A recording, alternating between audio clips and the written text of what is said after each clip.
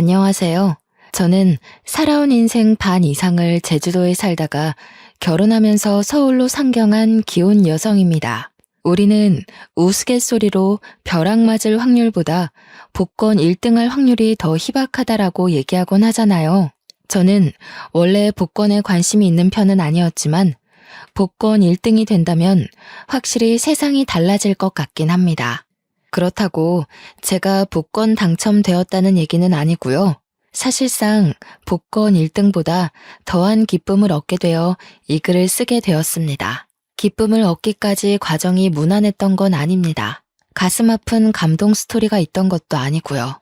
오히려 소가리를 많이 했고 매사에 사람과 대립하며 줄타기 하듯 살아왔습니다. 그런데도 느닷없는 인연 때문에 기상천외한 일이 생겼다는 거예요. 주위 사람들은 저더러 좋은 마음을 갖고 살아서 복받은 거라고 하는데 저는 아직도 제게 주어진 것들에 어안이 벙벙하기만 합니다. 세상에 이런 일이 또 있을까 싶어요. 제가 작가는 아니라서 이 소설 같은 이야기를 책으로 낼 수는 없고 이렇게 사연을 알게 되어 찾아왔습니다. 글 실력이 부족할 테지만 양해 바라며 들어주셔요. 인사말에 소개했다시피 저는 제주도 아가씨입니다. 제주도에서 태어나 학창 시절을 모두 제주도에서 보냈죠. 대학을 가진 않았습니다. 제주도에도 대학이 있지만 별로 필요성을 못 느꼈거든요. 제게 주어진 일이 있었기 때문이었을지도 모르겠네요. 저는 20살이 되자마자 서울로 시집간 언니의 부름에 서울을 왕복하며 지냈습니다. 처음 서울을 방문했을 땐 솔직히 볼거리가 많아 재밌었어요. 그런데 그것도 계속 보니까 질리더라고요. 서울이 싫다는 게 아니라 제가 탁 트인 곳을 좋아하기 때문이었습니다. 그래서 저는 결혼을 한다면 언니처럼 서울 남자가 아닌 같은 고향의 제주도 남자와 결혼하려고 했어요. 그런 제가 서울 남자와 결혼을 하게 될 줄 누가 알겠습니까? 남편과 제가 처음 만난 곳은 기내에서였습니다. 서울로 볼일을 보고 제주도로 돌아가는 비행기에서 남편을 처음 만나게 되었는데 당시 남편이 제 옆자리에 있었어요. 먼저 말을 걸어본 건 저였습니다. 남편이 제주도 지리가 그려진 팜플렛을 들고 있길래 고향 짬밥으로 오지랖 좀 피웠던 거죠. 제주도 관광 가시나 봐요? 서귀포 갈치도 맛있는데 저기 에어릅 쪽 갈치가 진짜 장난 아니에요. 방송도 타졌어요. 절대 후회 안 하실 거니까 갈치 먹을 거면 에어릅 가세요. 아, 제 소개가 늦었네요. 제가 제주 토박이에요. 아, 그래요? 마침 잘 됐네요. 제가 제주도는 처음 가보는 거라서요. 혼자 여행을 하기에 어디가 좋을까 찾아보는데 사람들이 제주도 많이 추천해 주더라고요. 에어릅? 거기 어디쯤에 있어요? 잘 몰라서 그러는데 위치 좀 알려줄래요? 관광 대화를 시작으로 남편과 저는 제주도 이야기를 많이 나눴습니다. 비행기 착륙 때까지 저희는 시간 가는 줄도 모르고 얘기에 푹 빠졌어요. 저는 고등학교 졸업 후 서울과 제주도 왕복을 자주 했기에 사투리가 제법 물러진 편이었습니다. 남편이 제주도 사람들이 자주 쓰는 사투리가 뭐냐면서 묻길래 그런 것도 알려주고 배우기도 했는데 저도 나름 재밌더라고요. 매번 서울에서 제주까지 왕복하는 게 지루하기만 했던 제가 그날만큼은 눈 깜짝할 새 제주도에 도착한 게 놀라울 따름이었죠. 그리고 착륙해서 그대로 작별 인사를 하는데 거기서 남편이 제게 연락처를 물어봤어요. 그렇게 만난 것도 인연인데 앞으로 연락하며 친하게 지내고 싶다고 하더라고요. 저도 남편과 제법 잘 통한다고 생각했기 때문에 흔쾌히 수락했는데 그게 연인으로 이어질지 몰랐습니다. 서울 남자였던 남편은 제 번호를 따간 지 12시간도 안 돼서 연락이 왔었고 그날 홀로 여행을 간 거라서 자기가 지리를 잘 모르겠다고 저더러 놀아달라 그랬어요.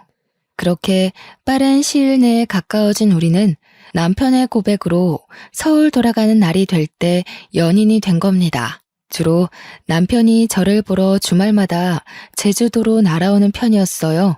제가 서울을 갈 때는 남편이 일을 하고 있는 데다가 또 제가 외박은 할 수가 없었기에 만나기 어려웠습니다. 제가 서울을 자주 방문했던 건 친언니가 형부랑 같이 서울에서 오메기떡이 주재료인 카페를 하고 있었기 때문입니다. 친언니가 당시 임신을 하고 있었는데 애 낳으면 일에서 손을 놓을 거라고 했고 형부는 다른 사업을 시작할 거라면서 저더러 나중에 그 카페를 물려받으라고 인수인계 해주는 상황이었어요. 그러나 당장 카페에서 매일 일할 수 없었던 이유는 아직 제주도에서 친정 부모의 일을 도와줘야 하기 때문이었습니다. 아빠는 고기잡이 어부였고 엄마가 제주에서 오메기떡 장사를 했는데 저는 언니 카페에 물려받은 거라 굳이 공부를 안 했고 그 전까지만 엄마와 아빠의 일을 번갈아 가면서 도왔습니다. 언니의 오메기떡 카페는 엄마한테 배운 비법으로 서울 가서 장사하는 거였죠. 어쨌든 그렇게 남편이 주말에 제주도로 오면 하룻밤 자고 올라가고 그랬습니다. 친정 부모님이 보수적이기 때문에 제가 외박을 할 수 없어서 밤늦게까지만 같이 놀다가 남편은 모텔에서 숙박하고 저는 집에서 자는 데이트를 이어갔어요. 그러길 반복하다 보니 남편이 저더러 하루 종일 같이 있고 싶다고 저랑 있으면 생기가 돋고 즐겁다면서 결혼하자고 하는 겁니다. 당시 제 나이가 32살이긴 했지만 그때의 삶에 만족했기에 결혼에 대해선 생각도 해본 적 없었습니다.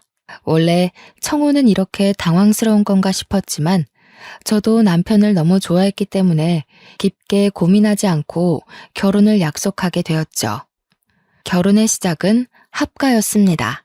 제가 모은 돈이 적기도 했고 시모 말이 제가 살림을 할 줄 모르니까 합가부터 시작을 하라고 하더라고요. 남편은 저한테 결정권을 줬기에 제 대답이 곧 답이었는데 저는 시모의 제안을 수락했습니다. 남편에게 더 좋은 아내가 되고 싶어서 시모한테 살림을 배워야겠다고 생각했거든요. 시부는 워낙 바쁜 사람이라 항상 새벽 일찍 나가고 저녁 늦게 들어온 사람이었는데요. 사업장의 오너라고 했으니까 어쩌면 당연한 거였어요.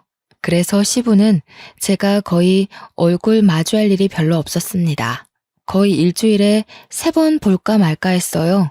결혼식 때 말고는 인사도 제대로 나눠본 적이 없어서 효도하고 싶어도 기회가 전혀 없었어요. 남편은 시부를 너무 신경 안 써도 된다고 하더라고요. 원래 바쁜 사람이라서 누가 챙겨주는 것도 아마 부담스러워할 거라고 말이죠.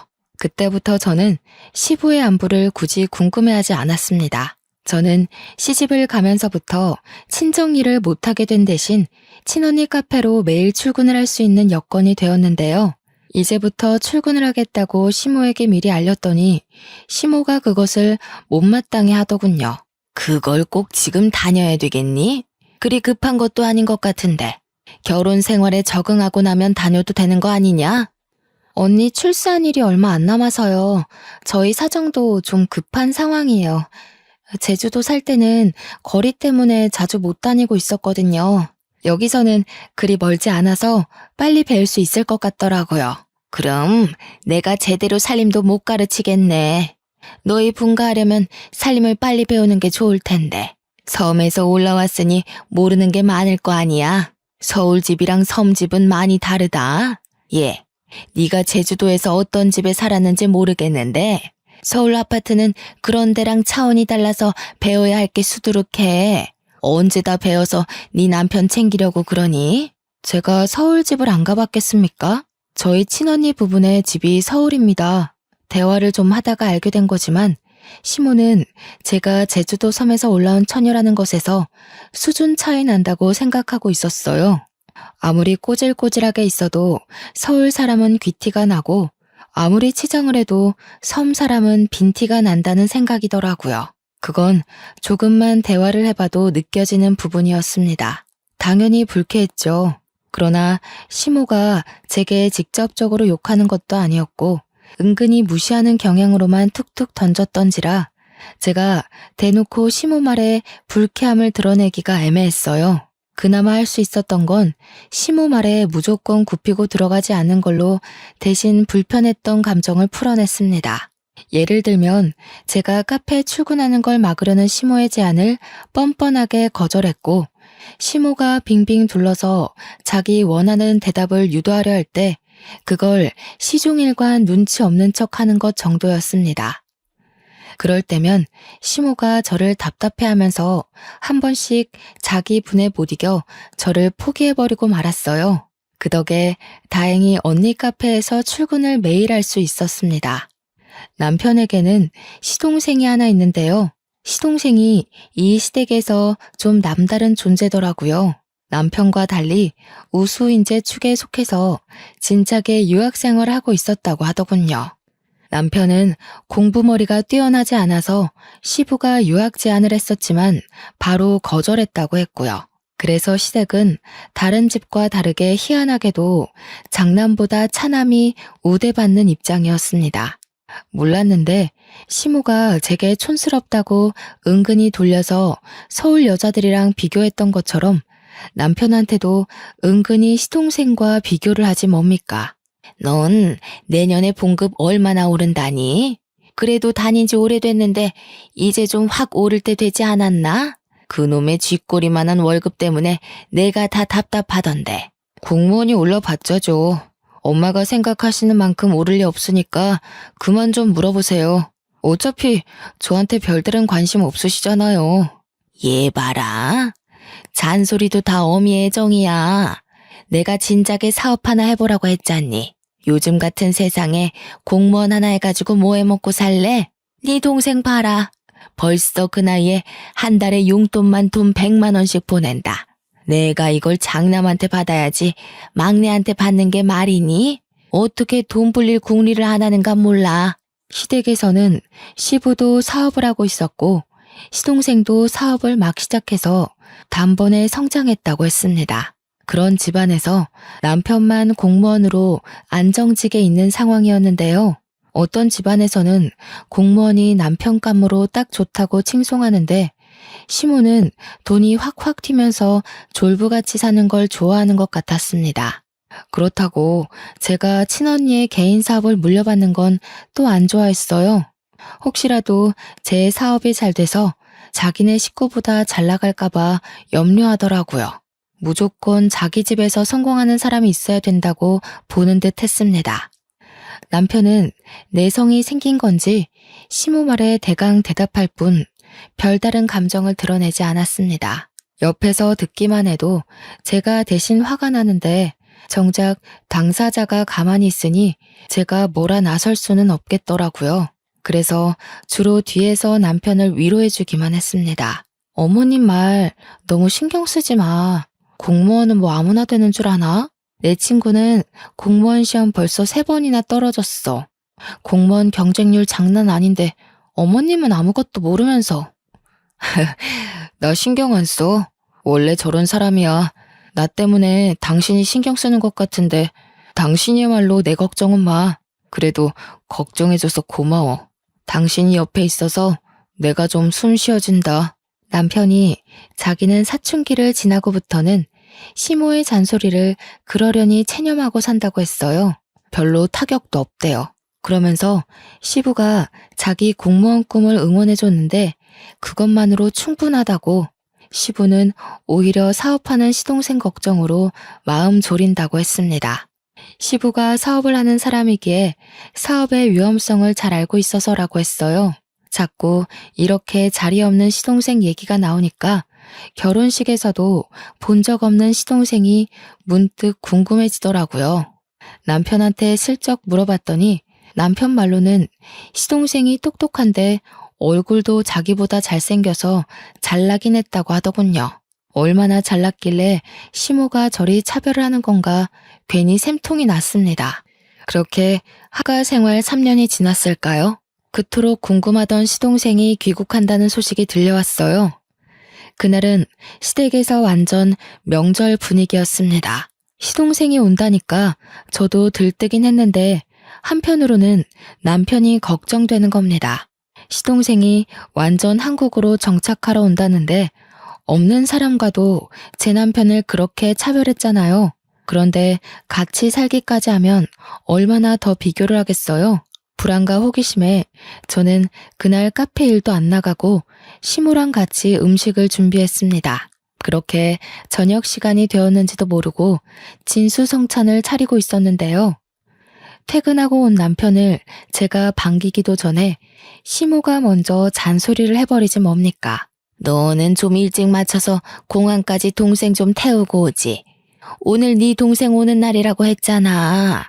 애가 지금 비행기 오래 타서 피곤할 텐데 택시 타고 오는 중이란다. 공무원이 어떻게 일찍 맞춰요? 제가 월차 연차 낸 적은 있어도 어디 마음대로 일찍 퇴근하는 거 봤어요? 지난번에도 말씀드렸던 것 같은데요. 그러니까 말이다.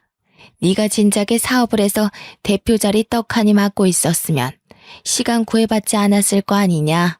우리 집 남자들 사주는 죄다 사장인데 너는 누굴 닮아서 그렇게 도전 정신이 없니? 이쯤 되니까 저는 얼굴도 모르는 시동생이 궁금한 걸 넘어서 참 얄미웠습니다. 남편이 익숙해져 괜찮다고 했지만 어느 누가 비판받는 것에 적응이 되겠습니까? 아마 그건 마음속 관역이 닳고 닳아서 화살이 그냥 통과될 만큼 너덜너덜해진 걸 거예요. 마침내 시동생이 도착했고 초인종 소리에 시모가 불이 나게 달려갔습니다. 아이고 내 새끼 고생 많았다. 세상에 왜 이렇게 말라졌어? 밥도 제대로 못 먹고 일만 한 거 아니야? 요리하는 사람 좀 고용해서 끼니를 제대로 챙기지. 아무리 그래도 거기 음식 자체가 내 입맛에 안 맞더라고. 엄마가 해주는 밥 먹고 싶어서 죽는 줄 알았어. 그래서 더 빠진 건가? 근데 형은? 몰라. 동생이 왔는데 나와보지도 않네. 일단 손부터 씻고 와서 앉아. 엄마가 너 좋아하는 걸로 잔뜩 차려놨어. 남편이 퇴근한 뒤 아직 씻고 있었기에 남편 대신 제가 나가서 시동생에게 인사를 했습니다. 남편이 시동생을 잘났다고 엄청 자랑을 했었잖아요. 그런데 솔직히 실제로 보니까 제 남편이 더 잘나 보였어요. 일단 외적으로는 제 남편이 더 키가 컸고 체격이 좋았습니다. 시동생은 좀 마르고 허여멀건한 데다가 약간 멸치상이었어요. 공부 잘하는 괴짜처럼 생겼더라고요. 제가 우리 남편 와이프라서 남편 편을 들려는 게 아니고요. 정말 남편이 시동생을 한참 좋게 평해준 거였다니까요. 그러니까 제 눈에 시모는 시동생이 돈을 많이 벌어서 그거 하나만 가지고 좋아하는 것 같았어요. 형수님, 형한테 얘기 들었습니다. 듣던 대로 인상이 부드러우시네요. 형이 얼마나 형수님 자랑을 하던지. 저도 형수님처럼 좋은 여자 만나서 결혼하고 싶어요. 시모 때문에 시동생을 미리부터 미워하고 있었지만 막상 시동생을 만나니까 제가 얄미워했던 게 미안할 만큼 성격이 동글동글하고 좋더라고요. 그 순간 누구한테도 해보지 않을 불평이었는데도 시동생을 욕했던 제 자신이 부끄러웠습니다. 시동생이 이렇게 살가워서 남편이 시모가 시동생을 편애해도 그리 칭찬하고 감쌌나 봅니다. 그렇다는 말은 시댁에서 남편을 싫어하는 사람은 시모뿐이라는 거잖아요. 왜 그럴까 곰곰이 생각하게 되다 보니 문득 남편과 시동생이 안 닮았다는 걸 알게 되었습니다. 실례인 걸 알지만 저도 모르게 그걸 식사 자리에서 말해버렸더니 분위기가 싸해진 거 아니겠습니까? 질문을 한 건 저인데 당황한 것도 저였습니다. 아무도 제 말에 답을 안 하고 침묵만 흐르던 그때 가장 먼저 입을 연 건 시동생이었어요. 형수님 모르셨구나. 형, 우리 집 얘기 형수한테 말 안 했어? 그래도 결혼까지 했는데 형 사정은 알고 계셔야 되지 않나? 아, 뭐 좋은 일이라고. 나중에 상황 봐서 얘기하려고 했지. 미리 말 못해서 미안해 여보. 내가 밥 먹고 나중에 따로 설명해 주던가 할게. 남편은 그 뒤로 몇 숟가락 뜨지도 않았는데 자리에서 일어나 버렸습니다. 제가 따라서 일어나려 했는데 시동생이 제게 말을 걸더라고요. 남편이 나중에 말해주겠다던 개인 사정 이야기였어요. 듣자 하니 시부가 시모와 결혼 생활을 하는 동안 다른 상간녀를 만나 가진 아이가 남편이라 하더라고요. 그럼에도 시모가 남편을 자식으로 받아들인 건 그 당시 시모는 난임 판정을 받았기 때문이었고 비록 남의 애지만 시부를 무척 사랑했기에 용서하고 남편을 자기 자식으로 인정했다고 했습니다. 그러다 몇 년 뒤 기적처럼 시험관에 성공해 태어난 사람이 바로 시동생이었다고 했어요. 전혀 몰랐던 복잡한 가정사에 저는 남편에게 실수했다는 걸 자각했습니다. 시동생이랑 시모에게 양해를 구하고 얼른 자리에서 일어나 방으로 갔어요. 남편이 무슨 생각을 하고 있는지 고뇌 가득한 얼굴로 침대에 앉아 있더라고요. 남편이 왜 시모에게 그런 취급을 받고 살았는지 알게 되니 남편의 처지가 참 불쌍하다고 느껴졌습니다. 태어났을 뿐인데 세상에 낙인 찍힌 셈이잖아요. 이 사실이 드러날 때마다 얼마나 손가락질을 많이 받았겠습니까? 저는 그 사실을 더 이상 언급하지 않고 남편을 조용히 위로해줬습니다. 남편은 거실에서 자기 얘기하는 게 들렸는지 저더러 미리 말 못해서 미안하다고 하더라고요. 이혼하자고 해도 자기 잘못이니까 받아들이겠다고도 했어요. 당신이 나한테 실수를 한 것도 아닌데 우리가 왜 이혼을 해?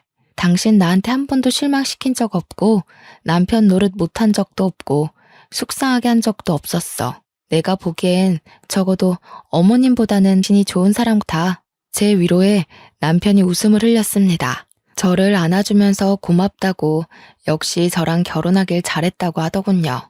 결혼 전이나 후나 자기를 웃게 하는 사람은 저밖에 없다면서요. 남편과 저는 저희 나름대로 스스로 마음을 보호하면서 지냈는데요. 무슨 중고등학생 양아치 놀이도 아니고 시모뿐만 아니라 시동생까지 문제가 있더라고요. 그동안 멀리 떨어져 있어 몰랐을 뿐 시동생 또한 남편을 은근히 무시하는 경향이 있었습니다. 둥글둥글한 성격으로 보였던 건 사업을 하는 사람이었기 때문에 습관적으로 비즈니스 태도가 배어 있었기 때문이었어요. 한 두세 달 지내다 보니까 완전히 보이더라고요. 아주 자기 엄마랑 똑 닮아선 제 남편에게 형형거리면서 뻔뻔한 요구를 다 하더라니까요. 형, 이번에 아빠 생신 선물 차 한 대 바꿔드릴까 하는데 돈 좀 보탤 수 있겠어? 나 혼자 해도 괜찮지만 그래도 형제니까 같이 하는 게 좋을 것 같아서. 벌써 아빠 생신이구나. 같이 하면 좋긴 하겠네. 내가 시간이 안 돼서 따로 같이 사러 가주진 못할 것 같다. 얼마 정도 하는데? 아동 비용도 내가 댈게. 우리 사이에 이동 비용은 무슨? 어차피 나 아는 사람 차센터에 가서 살 거라서 1억 5천인데 내가 8천 할 테니까 형이 7천만 보태줘. 시동생은 부탁은 다 저런 식이었습니다. 갖가지 그럴싸한 이유를 들먹이며 남편의 주머니를 털려고 했어요. 그럴 때마다 남편은 할 수 있는 선에선 보탬이 되었지만 저렇게 몇 천이나 보태어야 하는 일엔 매번 고개 숙이며 미안하다고 하는 게 사과하기 일쑤였습니다. 그러면 시동생은 자기 작전에 성공했다는 듯 으쓱거리면서 남편의 사정을 몰랐던 척했어요. 아, 깜빡했다. 형 공무원이지. 요즘 주변에서 억소리 나는 사업주들만 만나다 보니까 형 공무원이라는 걸 생각 못했네. 미안해. 이런 식으로 아주 거만하기 짝이 없게 남편을 놀려주고 떠나더라고요. 시모처럼 대놓고 구박하는 것도 아니고 남편 생각하는 척하면서 교묘하게 사람 속을 뒤집어 놓는 거 아니겠어요? 남편 말로는 시동생이 큰돈 만지는 사람이다 보니까 진짜 자신의 주머니의 사정을 깜빡해서 그러는 거라고 생각했는데 제 눈에는 아무리 봐도 시동생의 괘씸한 고의로 보였습니다. 시동생이 오기 전에는 시모 한 명이 남편을 괴롭혔다면 이제는 그 스트레스가 2배가 되어버린 것 아닙니까? 남편은 제가 끼니를 잘 챙겨주고 따로 건강영양제까지 챙기는데도 갈수록 기운이 빠지고 수척해졌습니다. 이게 다 시모랑 시동생 때문이라고 생각했어요. 차라리 저를 괴롭혔으면 좋겠다고 생각할 정도였다니까요. 남편 없을 때는 제게 고나리질하지만 남편이 있기만 하면 시모와 시동생의 목표물은 남편으로 돌아섭니다. 제가 뒤에서 남편에게 위로하고 챙기는 것도 한계가 있었어요. 남편에게 제가 별다른 힘이 되어주지 못하는 것 같자 저는 남편에게 우리 그만 분가를 해보는 게 어떻겠냐고 제안했습니다. 우리 대출 받아서 분가하자. 같이 모으고 있던 돈까지 합치면 작은 집 정도는 구할 수 있잖아. 당신 이렇게 기운 없어지는 거 못 보겠어. 이대로면 나 당신 말도 안 듣고 어머님이랑 도련님한테 싸움 걸지도 몰라. 저는 제주살이를 하면서 어릴 때부터 아빠와 엄마의 직장을 놀이터처럼 놀러 다녔다 보니 진상인 사람들을 익숙하게 봤습니다. 그때마다 제가 부모님 지키겠다고 7살 어린 나이에 어른에게 주먹질을 하고 그랬어요. 그래서 부모님께도 많이 혼이 났었어요. 혹시라도 제가 다른 데 가서 사고를 칠까봐 걱정해서였겠죠. 오랜만에 진상인 사람들 만나니까 과거에 들끓던 에너지가 올라오는지 저는 정말 시무랑 시동생과 다툼을 일으킬 것 같았어요. 남편을 위한 것도 있지만 제가 살기 위해서라도 분가를 하고 싶었습니다. 남편은 생각해보겠다고 하더니 하루 뒤에 바로 긍정적인 답변을 주었어요. 그 뒤론 망설이지 않았습니다.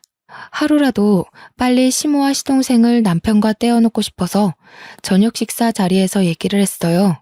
저희가 분가를 하겠다고 시모에게 알리자 역시 예상했던 대로 시모는 돈도 없는 것들이 살림 동낼 생각 있냐고 성질을 부렸습니다. 버는 사람 따로 있고 쓰는 사람 따로 있어? 혹시라도 우리한테 손 벌릴 생각이면 말하라.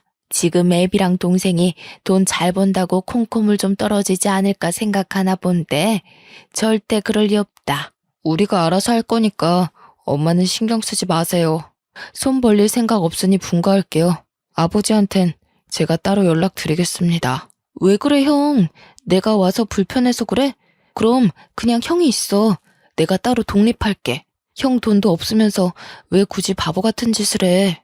이럴 때면 진짜 나이 거꾸로 먹는 것 같다. 바보? 시동생의 섬나는 발언에 저는 남편의 아내로서 더 이상 듣고만 있을 수 없었습니다.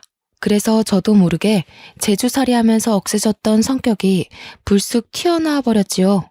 다들 돈 하나름 쥐어줘 보거나 그런 말씀들 하세요. 맨손에 맨입으로 돈 없네 마네. 남의 주머니 사정 놀리지 마시고요. 그렇게 돈이 많으면 좀 뿌려보시든가요. 그래야 우아하면서 입 벌리고 부러워하기라도 하죠. 맨날 말로만 떵떵거리지 큰 돈 만진다는 게 진짠지 아닌지 알 수가 있나? 뭐라고요? 형수님, 무슨 말씀을 그렇게 하세요? 아무리 섬 구석에서 덜 배우고 컸다지만 저도 엄연히 시댁 사람입니다. 말 가려주세요. 공무원이라고 무시하는 요즘 세상에 시댁 사람, 친정 사람이 어딨대요? 지금은 명절도 안 챙기고 다들 여행 가기 바쁜 시대예요. 시댁 사람은 무슨? 어머, 얘가 오늘따라 왜 이러니? 너 약 먹었어? 그게 무슨 말버릇이야? 세상에 어느 며느리가 너처럼 어른 앞에서 입을 함부로 놀린다니? 어머님도 그러시는 거 아니에요. 어머님 친구 없으시죠? 제가 볼 땐 사람들이 어머님이랑 대화 조금 해도 다 떨어져 나갈 것 같은데. 그래서 더 돈으로 치장하고 사람들 마음 사려는 거죠? 시모는 제 말에 뒷목을 잡으면서 벌떡 일어났습니다. 제 얼굴로 올려는 손을 남편한테 붙잡히는 바람에 화만 버럭 냈어요. 그날은 제가 시댁을 들어오고 시댁에서 처음으로 대판 말다툼이 벌어진 날이었습니다. 제가 굽히지 않으니 상황은 극에 달하기까지 했는데요. 급기야 시동생이 시부한테 연락해서 시부까지 일을 중단하고 시댁으로 찾아오는 사태가 벌어졌어요. 저희가 얼마나 시끄럽게 싸움을 하고 있었으면 시부가 들어오는 소리를 못 들었지 뭡니까. 시부가 고함을 치는 바람에 저희 다툼이 무 자르듯 뚝 끊겨버렸습니다. 하필 제가 건방지게 막 소리를 지르고 있던 때라 저만 순식간에 죄인이 된 기분이었어요. 그리고 태세 전환 빠르게 들어간 시모는 주저앉으며 눈물을 터뜨렸고 시동생은 지 엄마를 달래줌으로써 저는 더 악질 며느리처럼 보이게 되었죠. 시부를 오랜만에 얼굴 마주하는 건데 이 꼴을 보여버렸으니 면목이 없어 고개를 숙였습니다. 동네 창피하지도 않아? 도대체 뭐야? 뭔데 일하는 사람까지 불러서 싸움 구경하게 해? 어디서 나이값 못하고 개싸움을 하고 있냐고? 그때 시동생이 시부를 불렀기에 시동생이 먼저 발언권을 가졌는데요. 아빠, 형수가 나더러 큰돈 만지는 거 구라 아니냐고 거짓말쟁이로 만들더라고. 아빠가 나 사업자금 대줬잖아. 그래서 내가 그거 아빠한테 다 갚았잖아. 증언 좀 해줘. 시부에게 혼나게 생겼다고 각오를 하고 있던 그 순간 시부가 시동생의 싸다구를 훅 날리는 거 아니겠어요? 찰진 소리에 모두가 깜짝 놀래서 숨을 죽였고 시모도 우는 척을 관두고 얼른 일어나 시동생을 살폈습니다. 절딱선이 없는 것. 내가 돈으로 잘난 체 하는 일 없도록 하라고 했지. 나는 아들이라고 봐주는 것도 없다. 철없이 굴면 바로 호적에서 제명이야. 어디서 사업하는 사람이 함부로 허세를 부려? 왜 애 얼굴에 손을 대요? 잘못한 건 큰애네인데 왜 우리 애한테 그러냐고요? 당신 매번 우리 애한테만 차별할 때 내가 얼마나 속상한지 알아요? 시끄러워. 다른 사람 변명 다 필요 없다. 도대체 이게 무슨 난리인지 며느리가 얘기해보거라. 며느리 얘기 끝날 때까지 누구라도 입 열기만 해봐. 바로 쫓아낼 테니까. 의외였습니다. 제가 마지막까지 악을 지르고 있던 사람이라서 시부가 저를 안 좋게 볼 거라고 생각했거든요. 근데 그게 아니라 시부는 그나마 제가 제3의 입장이라고 생각한 것 같았어요. 그래서 저는 지체 없이 토시 하나 빠뜨리지 않고 있었던 모든 대화들을 말씀드렸습니다. 제가 대학만 안 갔지 기억력 하나는 끝내줬거든요. 그래서 친언니한테 인수인계 받을 때도 기억력이 톡톡히 성과를 내주는 덕에 친언니가 저를 더 믿고 가르치는 거였습니다. 시부가 조용히 하라고 했는데도 제 발언에 반박하려는 시모를 시부가 시선으로 제압했어요.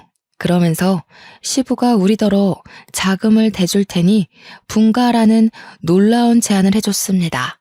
저희를 진작에 분가시킬 생각이었는데 자기 일이 바빴던지라 깜빡했다고 하더라고요. 시모는 그 소리에 배가 아팠는지 날고 기면서 돈 아깝게 왜 우리 돈으로 쟤네 분가를 시키냐고 시부에게 호소했습니다. 당신이 쟤네 속셈은 몰라서 그래요. 우리가 괜히 이러는 줄 알아요? 당신 돈 있는 거 알고 공짜로 돈 구해내려고 그런 거라고요. 엄마, 그만 좀 하세요. 이 사람 여기저기 돈 구하는 사람 아니거든요. 엄마 같은 사람이랑 달라서 사람밖에 구해본 적 없는 사람입니다. 모욕하지 마세요. 사람 같은 소리 하네. 사람은 뭐 아무나 구하는 줄 아니?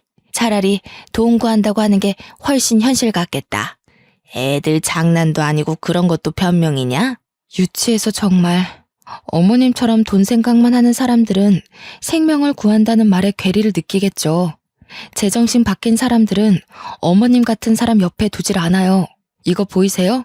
어머님은 누굴 구하다가 이런 상처까지 감수해 보셨어요? 뭐든 어머님 기준에 안 맞다고 함부로 판단하지 마세요.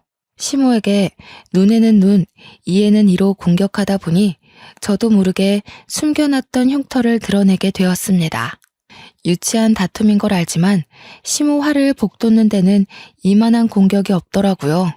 제 흉터를 보고 시모가 살짝 흠칫하긴 했지만 또 자기만의 해석으로 맞대응을 하려고 했는데요. 그때 시모를 밀치고서 시부가 제 앞을 차지해오는 거 아니겠습니까? 설마 며느리야? 그 상처 어떻게 다친 거야? 어디서? 언제 그렇게 됐어? 너 제주도에서 살았다고 했었지? 설마 그게 그 흉터랑 관련이 있니? 예? 이건 제주도에서 한 13년 전인가? 아빠랑 같이 낚시 나갔다가 우연히 물에 빠진 사람을 구했었는데 그때 다쳤어요. 네가 구했다는 사람이 혹시 연령 좀 있는 아줌마였어? 키가 좀 작고 분홍색 셔츠에 빨간 긴 치마를 두르고 있지 않았니? 어머, 아버님께서 그걸 어떻게 하셨어요? 그 아줌마랑 아시는 분이에요? 설마 아줌마 위급하실 때 옆에 계셨던 분이 아버님이셨어요? 13년 전 일이라 기억이 가물가물할 수 있지만 제가 기억력이 좋은 편이라고 했잖아요. 그래서 그때 제가 구한 아줌마의 인상착의를 기억하고 있었거든요. 제가 가까운 배 위로 아줌마를 올리자마자 누가 신고를 했는지 이미 해경이 빠르게 당도했었고 그 정신없는 상황에서 저는 시부 얼굴까진 확인하지 못했습니다. 저도 다쳤던지라 해경의 도움을 받아 병원에 가버렸기도 했거든요. 시부는 저의 증언에 충격먹은 표정을 하고 있더니 곧 제 손을 꼭 잡았습니다. 그 이후 시부가 줄줄줄 얘기해주는 사실에 놀란 건 오히려 저희 쪽이었어요. 알고 보니 제 남편의 친모였던 아줌마가 시한부 인생을 살고 있었는데 요양을 한다고 제주살이를 시작했었대요. 바다가 보고 싶다는 아줌마 말에 시부는 배까지 빌려서 아줌마와 같이 바람을 쐬었는데 시부가 잠시 자리를 비운 사이 배가 흔들렸고 그 바람에 아줌마가 바다에 빠졌다고 하는 겁니다. 우연히 거길 지나갔던 사람이 바로 저와 아빠였던 거예요. 아빠랑 배낚시를 하고 있던 저는 당시 고등학생이었는데 제가 먼저 그 상황을 먼저 목격했거든요. 그래서 물에 빠진 아줌마를 보자마자 망설임 없이 뛰어들었어요. 그런데 아줌마를 건져 올리는 과정에서 바위에 세게 부딪히는 바람에 다리에 커다란 생채기를 내고 말았죠. 피가 뚝뚝 떨어지는 와중에도 저는 사람을 구하느라 정신이 없었고 뒤늦게 달려온 아빠가 제 다리를 살폈습니다. 그 상황에서 아마 시부는 아줌마를 살리기 위해 인공호흡을 하고 있었던 걸로 기억해요. 정신이 없던 와중에도 시부는 제 다리에 난 상처를 유심히 보았나 봅니다. 시간이 흘렀는데도 상처를 보고 단번에 기억을 떠올리다니. 그 당시 제가 아줌마를 살렸지만 원래 아줌마는 시한부였기 때문에 4달 후 사망했다고 합니다. 그러면서 아줌마가 죽기 전에 자기를 살렸던 저를 꼭 만나고자 했다고 방방곡곡 찾으려고 했다는 거였죠. 그런데 저를 찾기란 쉽지가 않았고 아줌마는 결국 저를 만나보지 못하고 세상을 떴답니다. 충격적인 과거를 읊어주면서 시부는 눈물까지 흘렸습니다. 내가 너를 얼마나 찾았는데 이렇게 바로 옆에 있는 줄도 몰랐구나. 내가 지질이도 바보였다. 며느리로 둔 지 수년째인데 이 사실을 이제 알다니. 저는 시부와 그 아줌마가 관계 있다는 사실에 놀란 것도 있지만 제가 시동생한테 들었던 내용과는 이야기가 달라서 혼란스러운 것도 있었습니다. 그러니까 시부의 상간녀 스토리는 제대로 알고 보니 시모가 전부 거짓말로 지어낸 스토리였어요. 원래는 시부가 시모가 아닌 아줌마랑 먼저 혼인한 사이였는데 이미 몸이 안 좋은 채로 결혼을 강행했던지라 아줌마는 일부러 시부와 혼인신고는 하지 않았다고 했고 아이를 낳고서 더 악화된 건강 때문에 제주도를 가게 되었다고 합니다. 그리고 제주살이 한 지 한 달 만에 그 사고를 당해 아줌마의 컨디션은 급속도로 저조했다고 해요.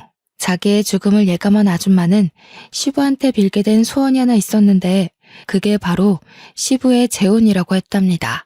시부와 아줌마는 서로 많이 사랑하는 사이여서 아줌마가 시부 혼자 남겨진 걸 가장 걱정했대요. 그래서 꼭 재혼을 했으면 좋겠다고 했다지 뭡니까. 시부가 서류상에는 첫 결혼으로 보이겠지만 사실상 시모와 재혼을 했던 거였습니다. 시부는 아줌마의 마지막 소원을 들어주기 위해서 당시 아줌마의 요양보호사로 있던 시모와 계약 결혼을 했고 아줌마는 그걸로 이제 시부 걱정 않고 마음 편히 눈을 감았다고 했어요. 이 사실은 남편도 처음 듣는 것 같았습니다.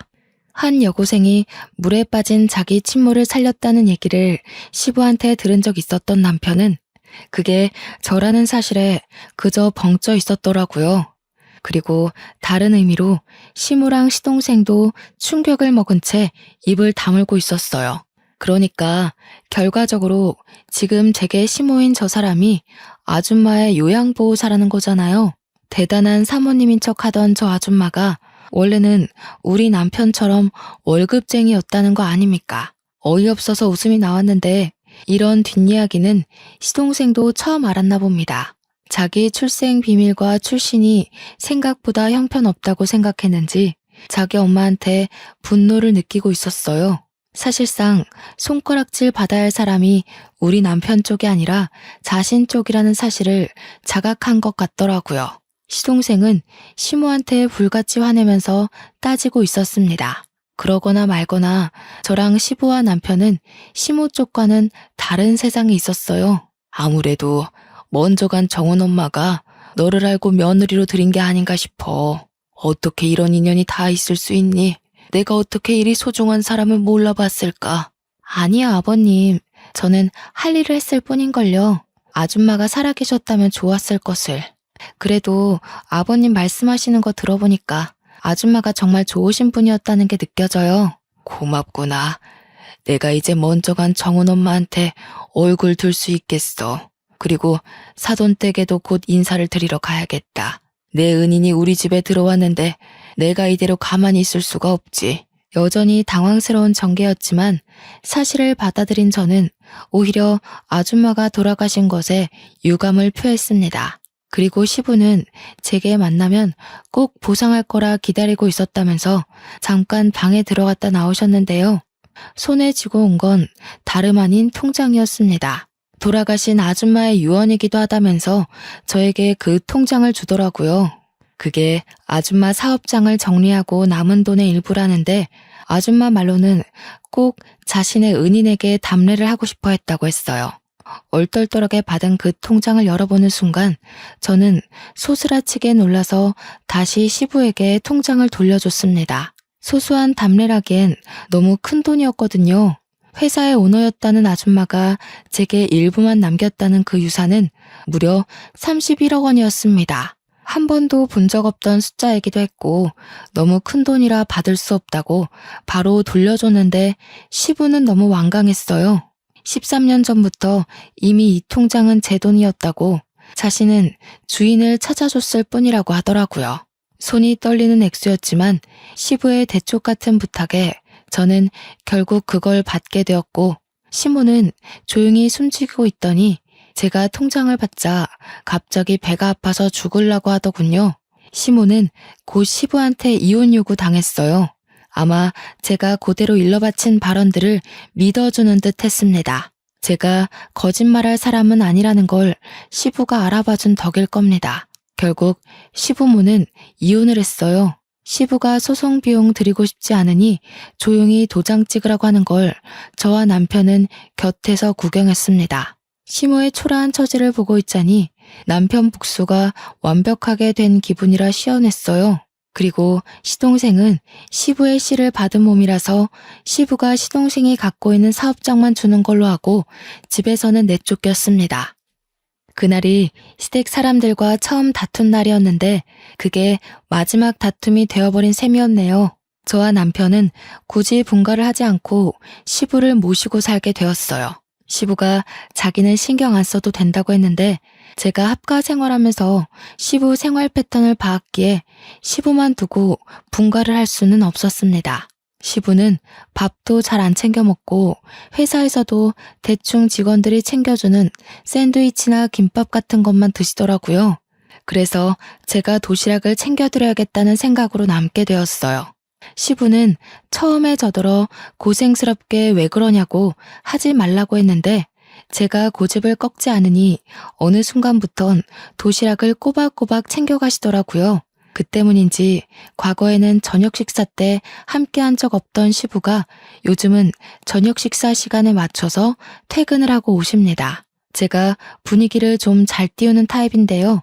남편과 시부 앞에서 며느리 노릇 아내 노릇 톡톡히 하면서도 제 성격을 그대로 드러나니까 가끔은 시부가 개그맨이 따로 없다고 하세요. 칭찬인지 모르겠지만 시부랑 남편이 웃는 게 좋으니까 좋게 생각하려고요. 그리고 저는 31억 받은 돈에 손을 조금 댔는데요. 친정 부모님께 집을 하나 해줬고 언니랑 형부네에도 집 하나 해줬고 남은 돈은 적금 들어놓았어요.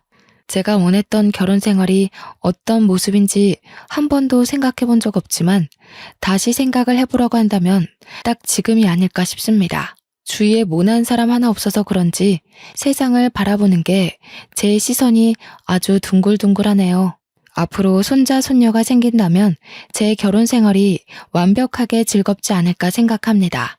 다른 거 바라는 거 없고 그저 우리 식구들 전부 몸 건강, 마음 건강하게 잘 지내길 바랄 뿐이에요. 제 복권 1등 같은 사연 어떠셨나요? 이거 복권 당첨이라고 해도 되겠죠? 저희 식구가 받은 행운처럼 제 사연 듣고 계시는 청취자분들께서도 돈벼락 떨어지길 바랍니다. 감사합니다.